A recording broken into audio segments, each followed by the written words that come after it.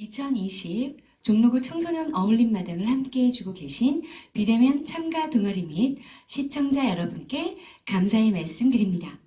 잠시 후 9시 30분부터 종로구청이 주최하고 한국청소년동아리연맹이 주관하는 2020 종로구 청소년 어울림마당은 혁신가들이 희망을 만드는 곳 서울혁신파크 비대면 특설무대에서 진행할 예정입니다.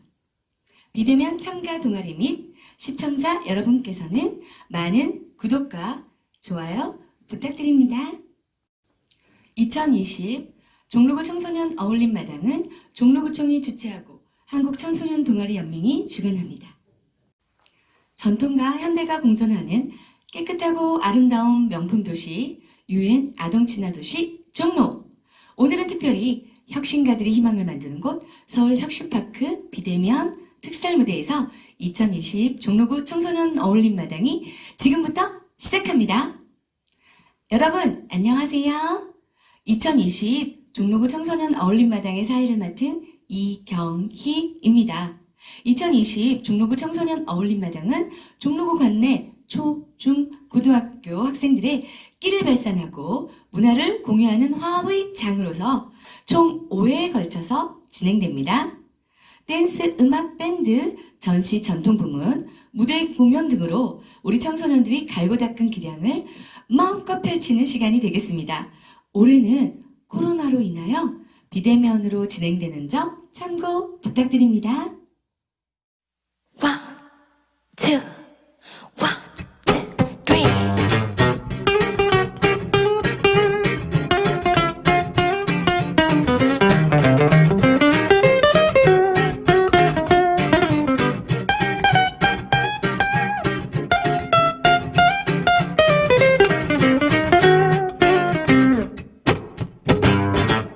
뻔히 봐놓고 답장은 안 해.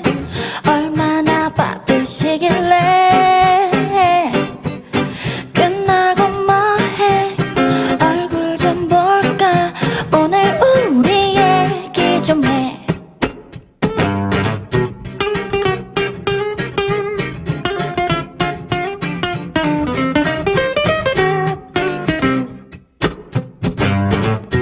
언뜻 패턴은 비슷하지만 연애 쪽이 그것과는 달라. 모른 척해도 이건 더 이상 밀고 당기기가 아니야. 미묘한 신경전들이 더는 필요치 않은 사이 늘어질 대로 늘어져가는 running time. 눈치 살피며 시간만 끌어 애태우는 저희가 뭐야. 유통기한은 끝난 지 오래. 상해도 한참 상했지.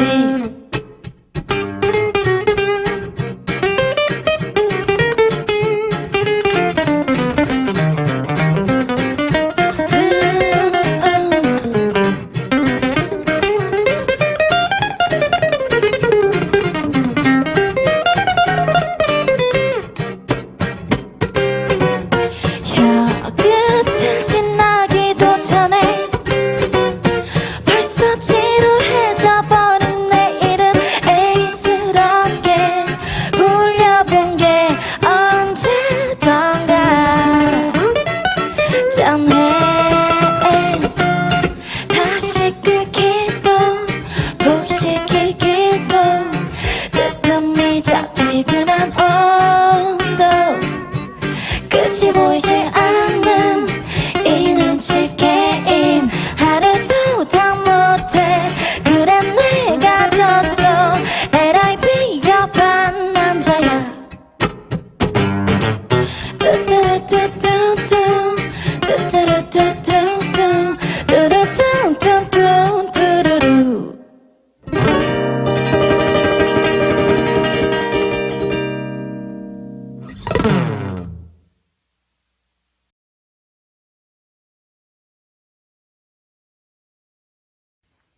신나는 오리장단에 맞춰 들썩여 볼까요? 실력파 사물놀이팀 대동세무고 4H입니다. 명석한 머리, 충성스러운 마음, 부지런한 손, 건강한 몸을 의미하는 지덕 노체를 생활화함으로써 인격 도하에 농심 배양까지 아울러 지향하는 동아리입니다. 방과 후 선배들이 후배들을 가르치는 방식으로 전통을 이어가고 있으며 새로운 공연을 항상 시도하며 변화를 노력하는 동아리입니다. 종로구 청소년 어울림마당을 4년 연속 참가했고 북촌 한옥마을 오프닝 공연 등 다수의 행사를 참여한 실력파 동아리입니다. 우리 전통 장단에 맞춰서 신나게 놀아볼까요? 들썩!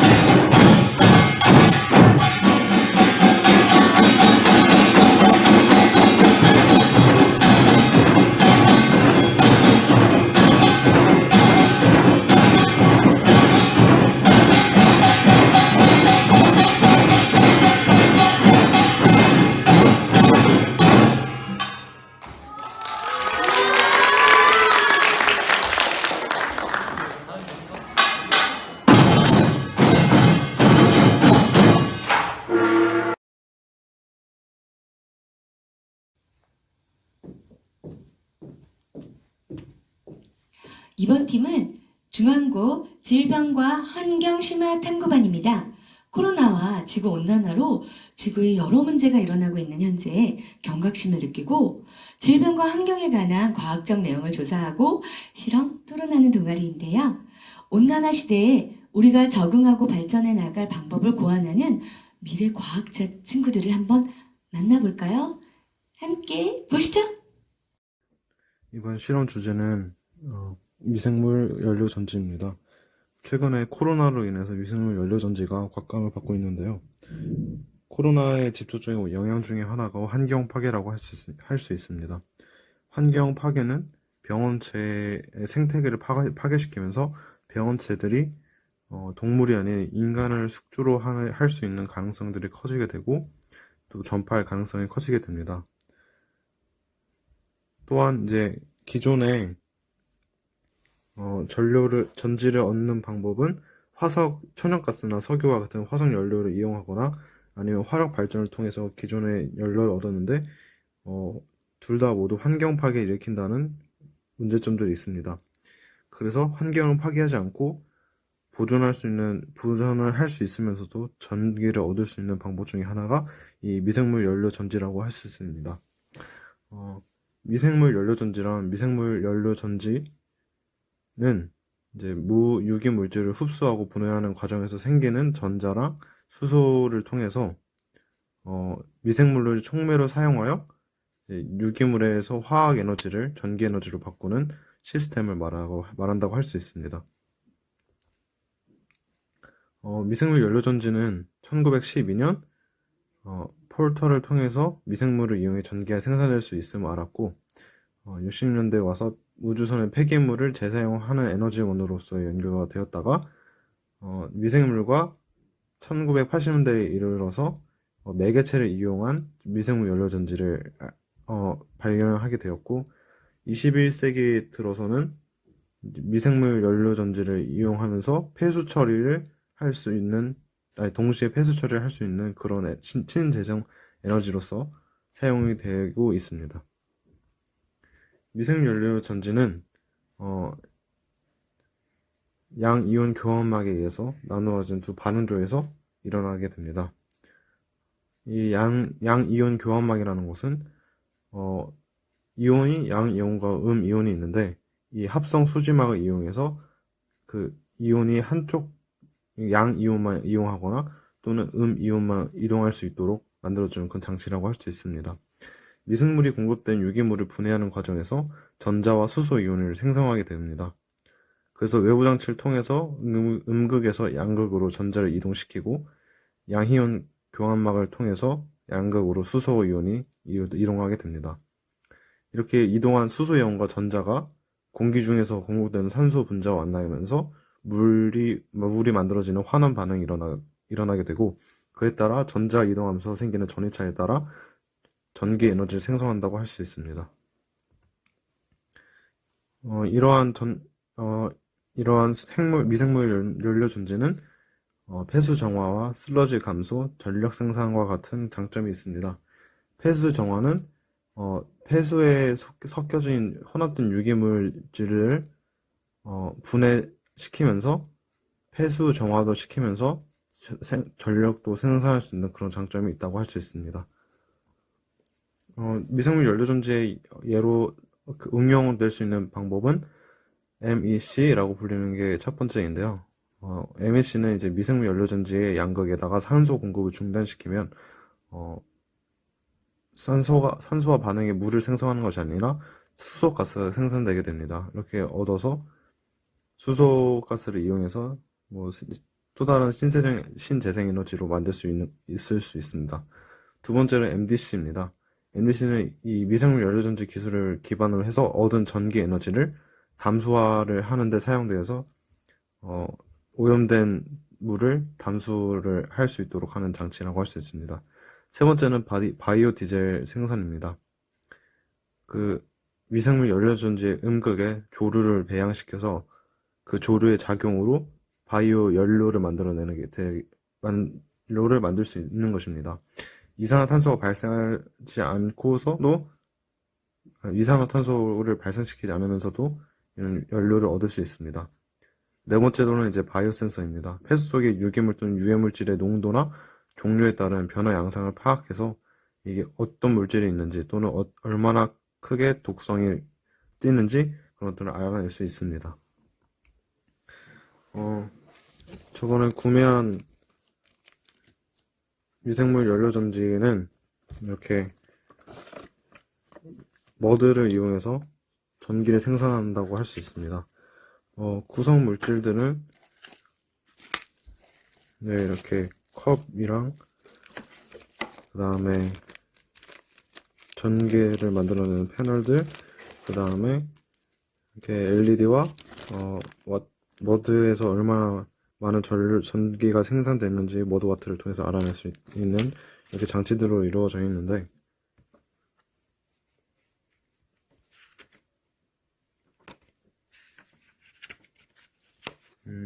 여기서 보시는 것과 같이 미생물 연료 전지를 이렇게 이 패널에 이렇게 전선을 여기 초록 보이는 것 같이 초록색 전선을 통해서 이 패널과 전선을 연결하고, 여기서 보시는 것과 같이 흙을 채우고 패널 넣고 다시 흙을 채우고 패널 넣으면서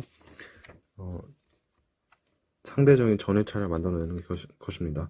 이렇게 그 안에 머드 속에 있는 미생물들이 유기물을 분해시키면서 전기를 생산해내고, 이를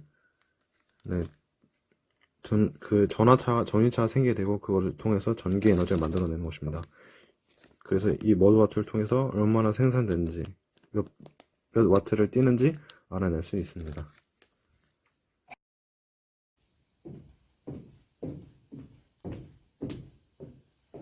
다음은 종로구의 BTS, 동성중 꼬마입니다. 2014년 학생들의 요청에 의해 6명으로 시작된 동아리는 6년째 맞이하며 점점 확대되고 있는 동아리입니다. 규모만이 아니라 활동도 많아지고 찬조공항도 많다고 하네요. 종로구의 유일무이한 BTS, 동성중 꼬마의 댄스 세계로 빠져보실까요?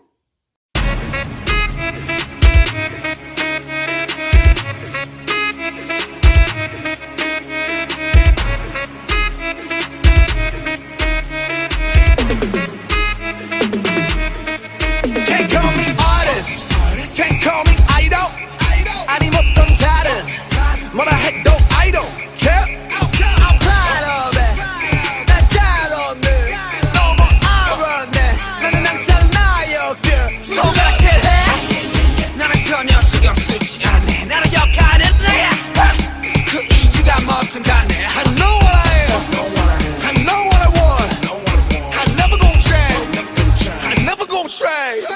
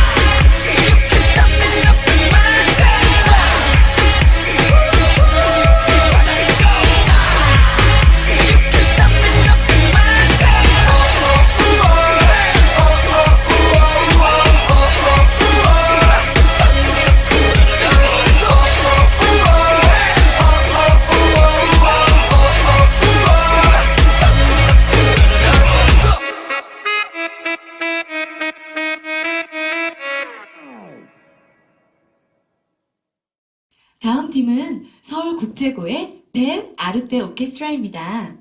이탈리아어로 아름다운 예술이라는 의미처럼 예술을 통하여 정기적인 재능 나눔 통해 지역사회에 공헌하고자 설립된 예술봉사 동아리입니다. 올해는 코로나로 인하여 비공연 부문으로 참여했다고 하네요. 어떤 주제로 영상을 꾸몄는지 영상 한번 보실까요? 고고싱!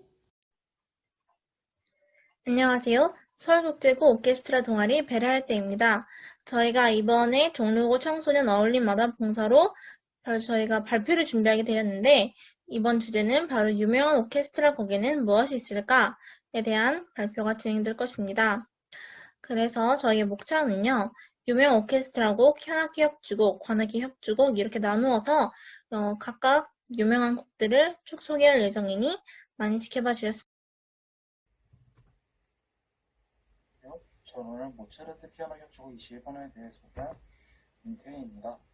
먼저 곡 자체 소개하기 전에 작곡가부터 소개하겠습니다. 모차르트의 이름은 볼프강 아마데우스 모차르트로 오스트리아의 서양 고전음악 작곡가이며 공전음악가였던 아버지 레오폴드 모차르트에게 피아노와 바이올린을 배웠다 합니다. 또 당대 유명했던 작곡가 요한 크리스티안 바흐에게 작곡법과 지휘를 배웠습니다. 모차르트의 곡으로는 오페라, 피아노 협주곡, 교향곡, 현악 사중주, 그리고 현악 오중주가 유명합니다. 1편 상황을 소개하겠습니다. 녹주 피아노, 플루트 하나, 오보에 2개, 파고 2개, 호른 2개, 트럼펫 2개, 팀파니 하나, 바이올린 2부, 비올라 1개, 그리고 콘트라베이스 이렇게 구성되어 있습니다. 제1악장은 위험한 팀의 악장으로 피아노는 화려하고 관현악은 장주한 것이 특징입니다. 제2악장은 협주곡의 장주함을 이루는 악장으로 고단한 감정과 강직한 정신이 드러납니다. 제3악장은 론도 형식에 의한 화려한 악장으로 마지막은 화려한 리듬이 나타납니다. 다음으로 알아볼 곡은 브람스의 헝가리 무곡 5번입니다. 가을의 작곡가라고도 불리는 요하네스 브람스는 인간의 깊은 번뇌와 고민을 담담하고도 쓸쓸하게 그려낸 작곡가로 알려져 있습니다. 바흐 그리고 베토벤과 함께 3B라고도 불리며 독일의 작곡가로서 그리고 피아니스트, 지휘자로서 19세기 후반 음악사에서 매우 중요한 위치를 차지한 음악가입니다. 브람스의 음악적 특징으로는 음악의 절대성과 순수성을 강조했으며 낭만주의 시대에 살았지만 고전주의 음악 형식과 질서를 구현하고자 했다는 점입니다. 그 다음으로 브람스가 헝가리 무곡이라는 이 곡을 작곡하게 된 배경에 대해서 알아보겠습니다. 브람스가 헝가리 무곡을 작곡하게 된 배경에는 헝가리 음악가 에두아르드 레메니가 있는데요. 평소 레메니의 음악을 좋아했던 브람스는 함께 연주 여행을 다니게 되었습니다. 근데 이 여행을 다니면서 이 브람스가 춤곡에 깊은 관심을 가지게 되었는데 이 헝가리 춤곡, 헝가리 무곡을 예술적으로 표현한 이 곡을 1869년에 연탄곡으로 출판하게 되었습니다. 이 헝가리 무곡은 출판되자마자 엄청난 사랑을 받게 되었고 작곡가로서 브람스의 입지를 다져주는 계기가 되었습니다. 근데 이 곡이 또 선풍적인 인기를 끌자 레메니가 브람스를 표절로 고소했지만 브람스가 소송에서 최종적으로 이기게 되었습니다. 일단 헝가리 무곡 이 곡의 특징을 살펴보자면 총 21곡으로 이루어져 있으며 연주 여행 과정에서 만났던 연주자들의 작품과 민요 등에서 영감을 얻어 작곡되었습니다. 민요와 집시 음악을 인용해서 신선한 음악을 만들어냈다는 점이 특징이며 강렬한 음악과 아름다운 멜로디 속에서 이 헝가리 집시들의 그 자유분방한 느낌이 잘 표현된 무곡이라고 볼 수 있습니다. 일단 헝가리 무곡의 음악적인 특징을 잘 살펴보면 멜로디를 연주하는 현악기에 풍성한 음색을 내는 관악기의 조화, 그리고 타악기 중 특히 팀파니의 힘찬 소리, 이들이 조화를 이루는 곡이라고 볼 수 있습니다. 빠르게는 알레그로이고 4분의 2박자의 세도막 형식으로 이루어져 있습니다. 그리고 이 곡에서 사용된 바이올린 특유의 슬픈 느낌과 서정성이 이 곡의 특징인 집시풍 멜로디와 조화를 이루어서 어떻게 보면 경쾌하고 신나는 곡인데도 슬프게 들리기도 한다는 점이 특징입니다. 이 집시가 떠돌이 민족인데 이 유랑 민족인 집시가 가진 이미지인 어떤 방랑, 아픔, 슬픔, 고통과 같은 느낌이 바이올린에 나타내는 이 슬픈 멜로디와 조화를 이룹니다.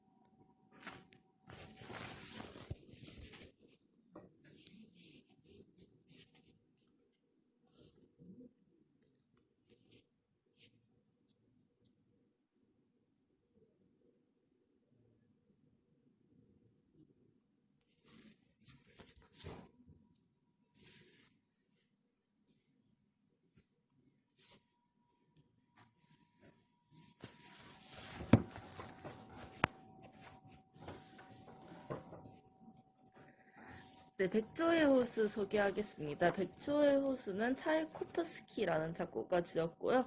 키릴 일리치 차이코프스키는 낭만주의 시대의 러시아 제국의 작곡가자 지휘자입니다. 차이코프스키는 백조의 호수와 호두깎이 인형, 비창교향곡의 작곡가이고요. 차이코프스키의 작품은 천율적 영감과 관용은 악법에 뛰어났다는 평가를 받습니다. 차이코프스키는 작곡한 곡들 중 백조의 호수, 호두깎이 인형, 잠자는 숲속의 미녀 등의 작품으로 고전 발레 음악 중 최고의 작품으로 높이 평가되고 있습니다.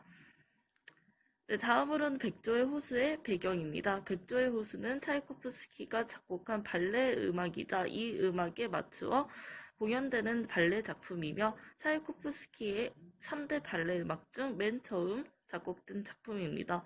초연 때는 연출이나 무대 장치가 서툴렀기 때문에 호응을 얻지 못했으나 차이코프스키의 음악과 프리타, 이바노프의 개작으로 처음으로 그 진가가 인정되고 고전 발레를 대표하는 작품으로서 각국에서 상연됐기에 이르렀습니다. 네, 백조의 호수는 어떤 곡일까요? 백조의 호수는 러시아 전래 동화를 기반으로 하여 전 사막 36곡으로 구성되어 있습니다.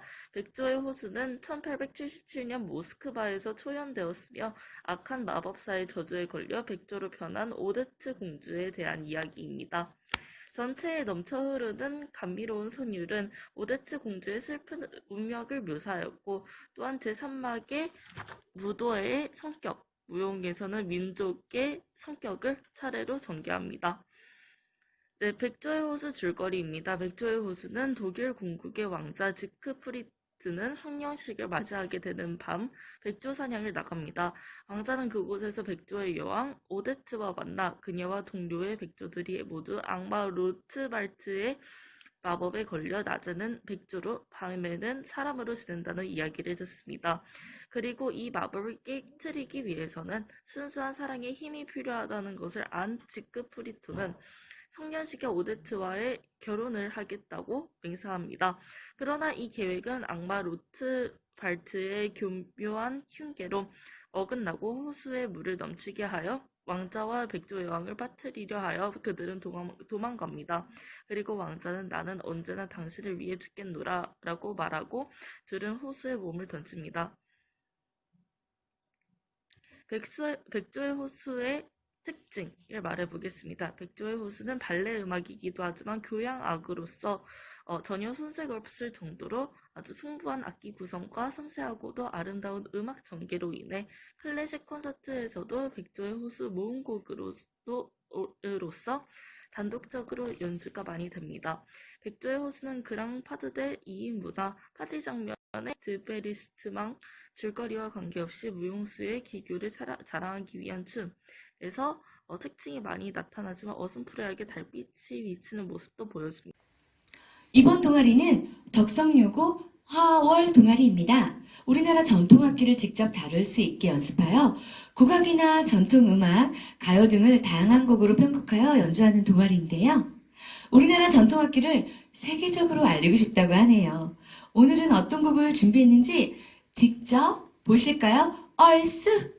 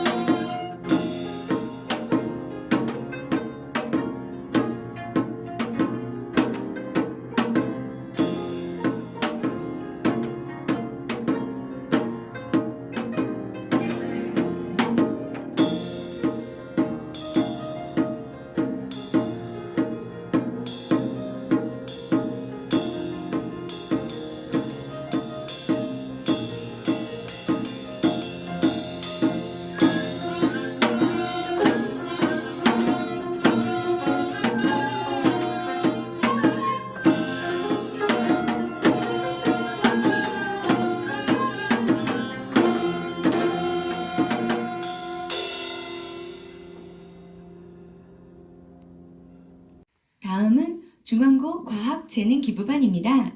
종로구를 대표하는 과학 동아리죠. 과학 실험을 통해 지식을 나누기 위해 자율적으로 구성한 동아리입니다. 물리학과 화학, 생명과학, 지구과학 등 다양한 분야에서 토론하고 실험하는 동아리인데요. 오늘은 어떤 실험 영상을 준비했는지 너무 궁금한걸요? 자, 우리 모두 다 함께 보시죠.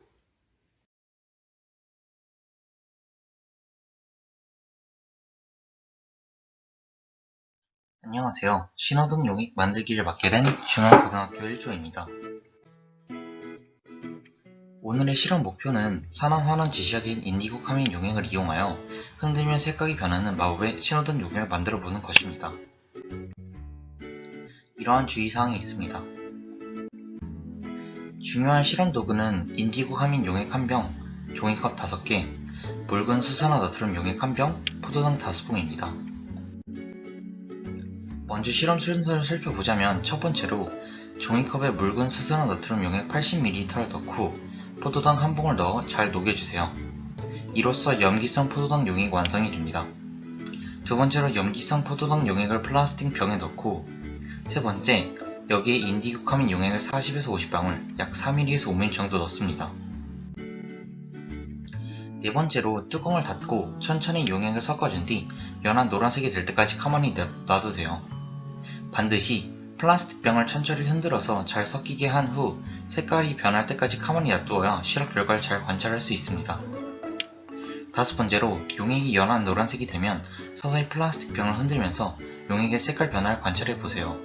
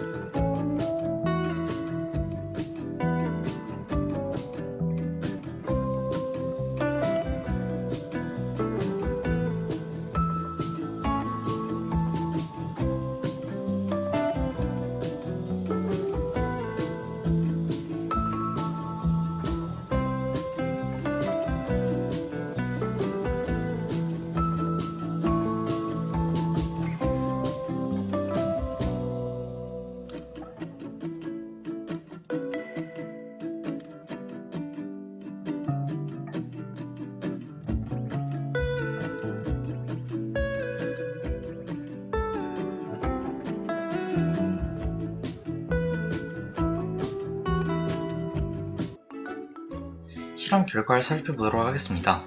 첫 번째 질문. 연한 노란색일 때 서서히 흔들면 용액의 색깔은 어떻게 변하는가? 정답은 서서히 붉은색으로 변한다입니다. 그 이유는 인디고 카민 지시약이 산소와 결합하기 때문이죠.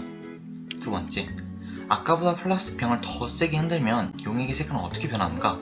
정답은 용액이 붉은색에서 녹색으로 변합니다. 그 이유는 인디고 카민이 1번 과정보다 더 많은 산소와 결합하기 때문이죠. 세 번째, 플라스틱 병을 다시 가만히 놔두면 용액의 색깔은 어떻게 변하는가? 정답은 다시 노란색을 변하게 됩니다.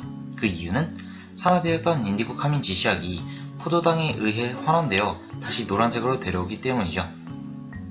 여기서 포인트, 3번 질문에서 만약 포도당의 산화 흡수량이 너무 많아져서 포화 상태가 되면 색상은 원래처럼 돌아가지 않는다는 점 기억해 주시길 바랍니다. 실험 정리를 해보자면 인디고 카민 용액은 산화 환원 지시약으로 산소의 농도에 따라 색깔이 달라진 특성을 가지고 있습니다. 그렇기 때문에 용액을 흔들지 않은 상태에서는 포도당이 용존 산소를 모두 흡수하기 때문에 인디고 카민 용액이 산소와 결합하기 어려워 노란색을 띱니다. 이게 환원 상태이죠.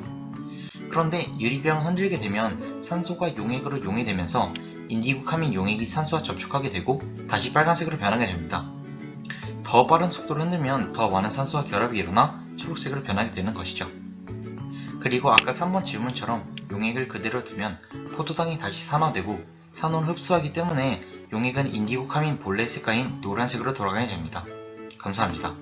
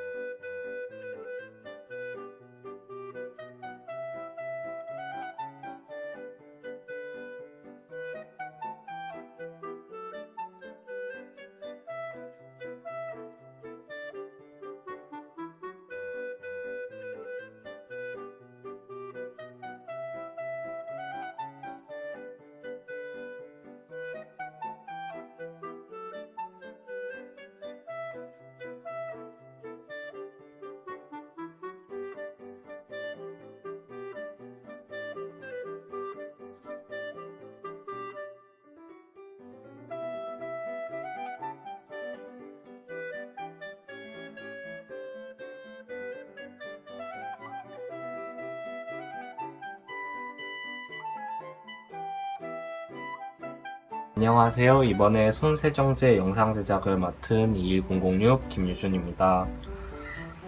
먼저 에탄올 약 30ml와 히아루론산 정제용액 5ml를 종이컵에 각각 넣어줍니다.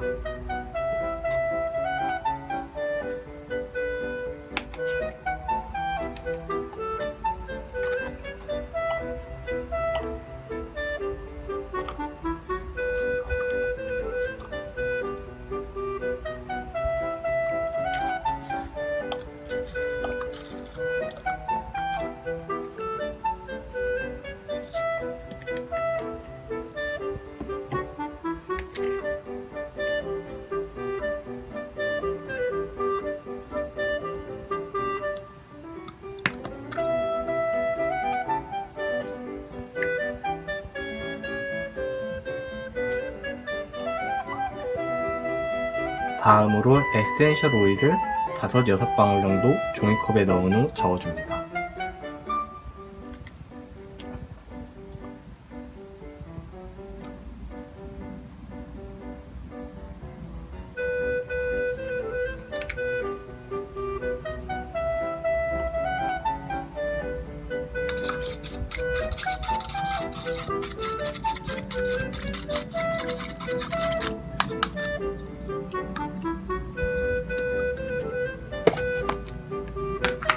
알로에베라겔을 1스푼 크게 떠서 종이컵에 넣어준 후 저어줍니다.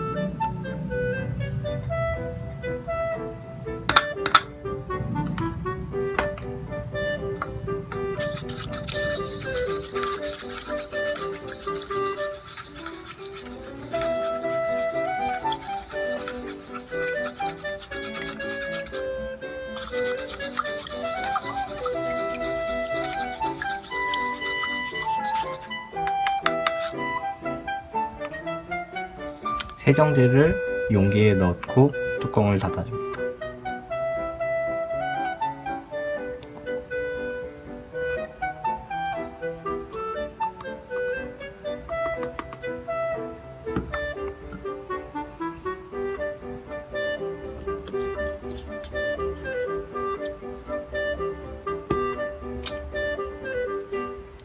마지막으로 라벨을 붙인 후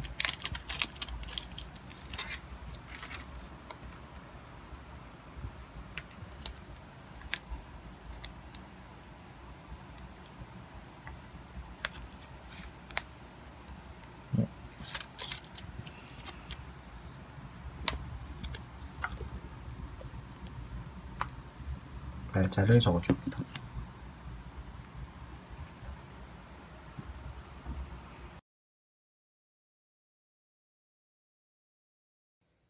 이번 팀은 매우 기대되는 팀입니다. 동성중 드론아입니다. 드론, 4차 산업에 걸맞는 종로구 대표 드론 동아리입니다. 2018년에 결성된 이후에 꾸준한 활동으로 드론의 역사와 조립, 종류 등 어렵게 느껴지는 드론을 아주 쉽고 재미있게 설명하고 있는 팀이죠. 오늘은 어떤 영상을 준비했는지 영상 함께 보시죠. 즐감! 안녕하세요. 동성중 드론입니다. 자, 저희는 원래 활동을 많이 했어야 됐었는데요. 올해 아무래도 코로나 때문에 활동을 많이 못하게 돼서 활동 영상이나 이런 것보다는 이제 저희 드론 간단한 설명으로 영상을 대체하기로 했습니다. 또 더욱이 저희가 이제 투자를 한다고 좋은 좀 드론들을 많이 샀어요. 드론을 샀는데 이게 문제인 게 이제 다 이 종로 근처에 계신 분들은 한번 경험해 보셨을 수도 있는데 이게 GPS가 들어간 이제 그런 드론들은요. 그러니까 성능이 조금 좋다라는 드론들은 지금 종로에서 이륙이 안 됩니다. 왜 그러냐면 안티 드론 시스템이라고 해서 청와대에서 이제 전파를 쏴요. 방해 전파를 쏴서 이 드론들이 이륙을 했다가 바로 내려앉습니다. 이런 안티 드론 기술이 우리나라가 이제 최고라고 그러죠. 그래서 드론들이 이제 날릴 수 없어서 저희가 이제 나가서 활동을 해야 되는데, 외곽 지역으로 나가서 활동해야 되는데 청와대 때문에 나가야 되는데 아무래도 코로나 때문에 나가서 활동을 못했습니다. 그래서 영상으로 간단한 설명으로 대신하게 됐습니다. 자, 그럼 드론이란 무엇이냐라는 건데, 뭐 예전에는 이제 리모트 컨트롤 카 뭐 이런 것도 드론이다. 결국 이제 스스로 움직이는 뭐 이런 장치들 드론이다라고 하다가 너무 그런 것들이 많아지니 요즘에는 이제 무인 항공기 또는 무인 비행체만을 뜻하는 단어로 사용을 하고 있습니다. 즉 전파를 이용해 원격 조정하는 것들, 뭐 RC나 UAV나 RPA 이런 것들, 이제 스스로 날아다니는 것처럼 보이는 이런 것들, 뭐 조종하는 것도 있고 스스로 날아다니는 거, 이런 것들이 다 이제 드론이라고 할 수 있겠죠.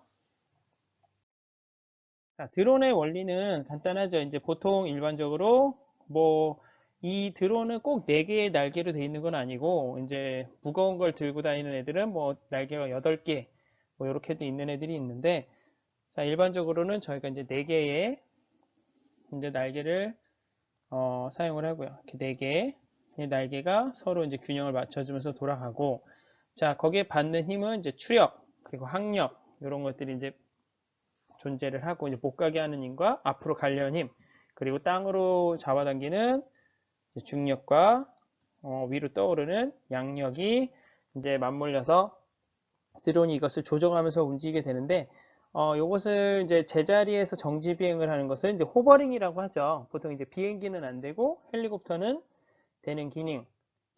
자, 그런데 이제 드론은 그것이 굉장히 쉽게 잘 이루어지고요.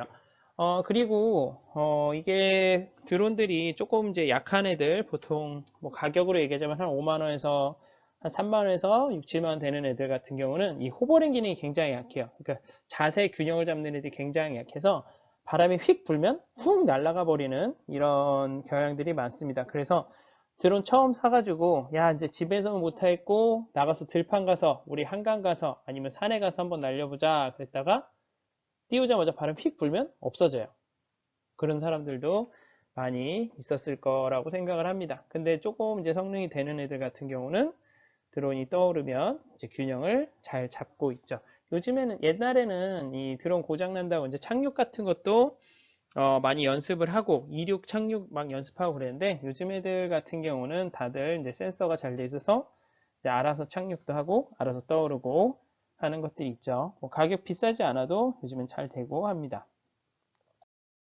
자, 그럼 이제 현재 드론들 같은 경우에는 이제 군사무기, 이제 항상 이런 발달은 군사무기 쪽에서 많이 되죠.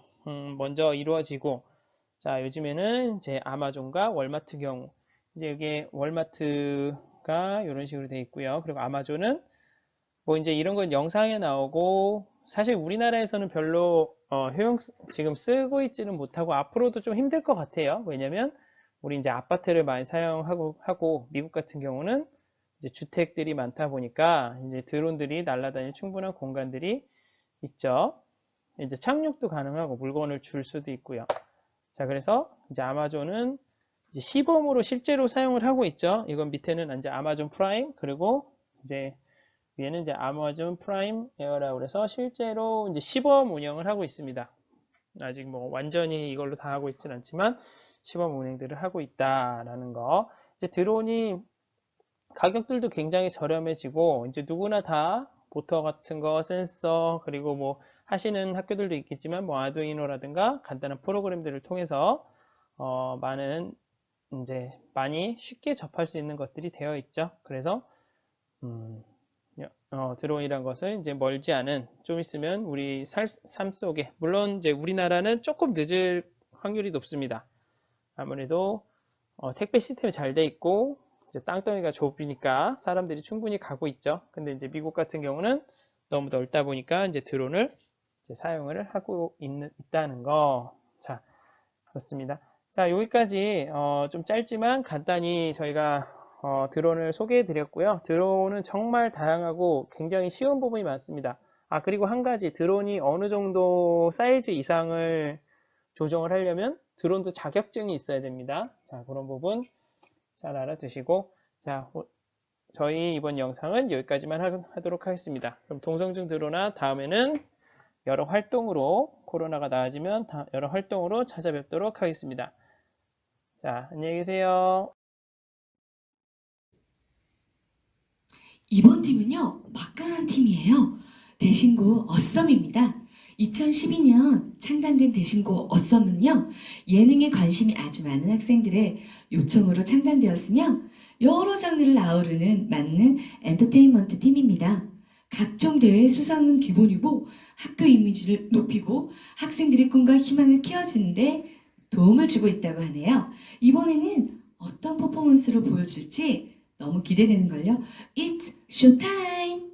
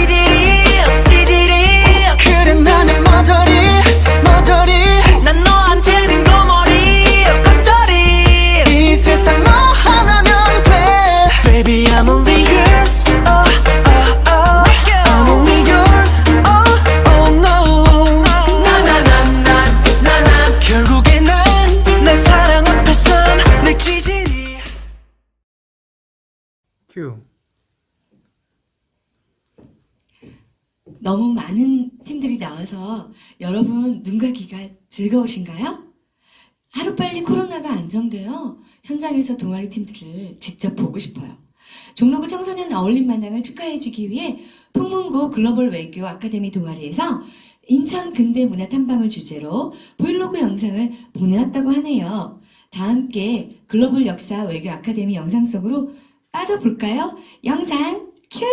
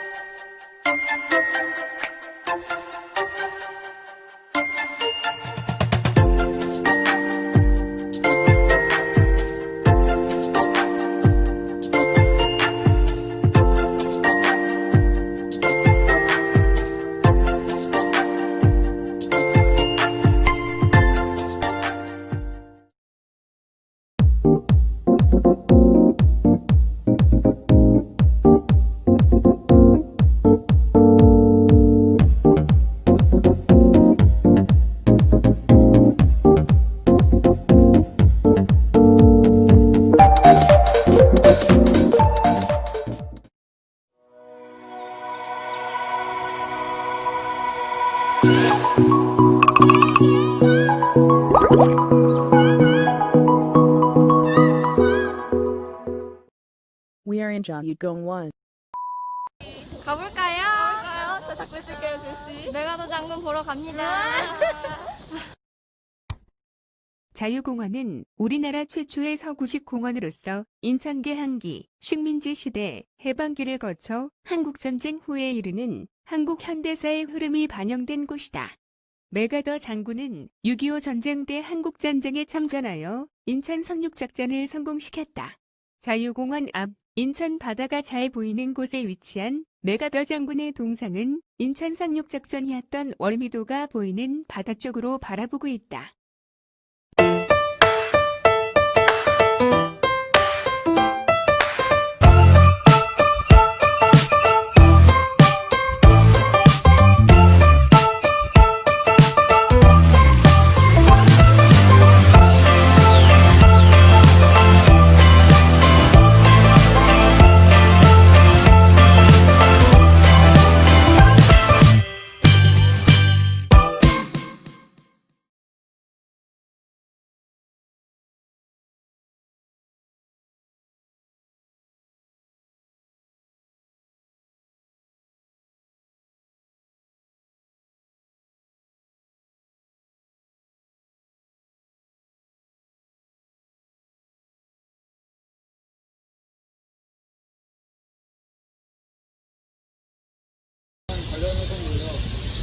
강화도 조약이 인천항 대항해 출발점이었고, 강화도 조약이라는 게 6.25 사건을 계기로 해서 강화도에서 일본의 강화발을 내던 최초의 결정된 조약이라고.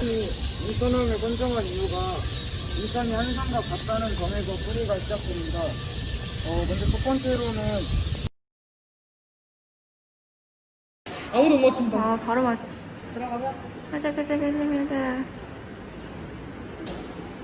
이거 내가 찾아줄게. 문제 낼 거 많구나.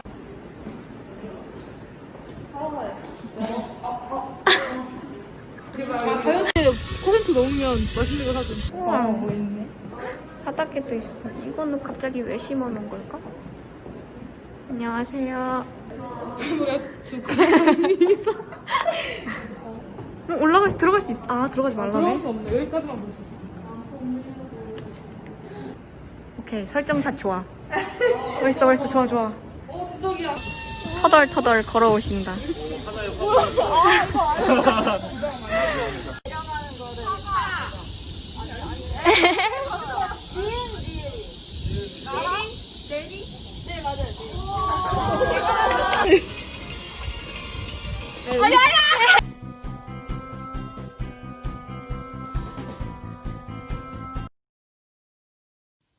청소년들의 끼와 재능이 이렇게 열정 넘치는지 깜짝 놀라셨죠? 네!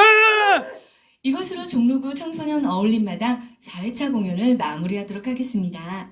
비록 코로나로 힘든 상황이지만 청소년들의 끼와 재능은 막을 수 없는 것 같아요. 하루빨리 코로나가 안정되어 현장에서 볼 수 있는 날을 기대해 봅니다.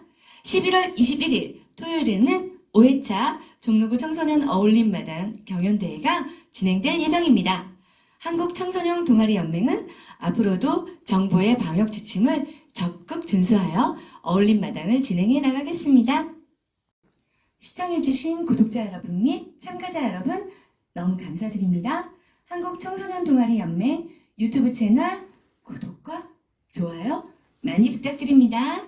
5회차에는 더욱 알차고 재미있는 영상으로 찾아뵙겠습니다. 지금까지 사회를 맡은 이경희였습니다. 5회차 어울림마당 경연대회에서 우리 또 다시 만나요. 안녕. 감사합니다. 안녕.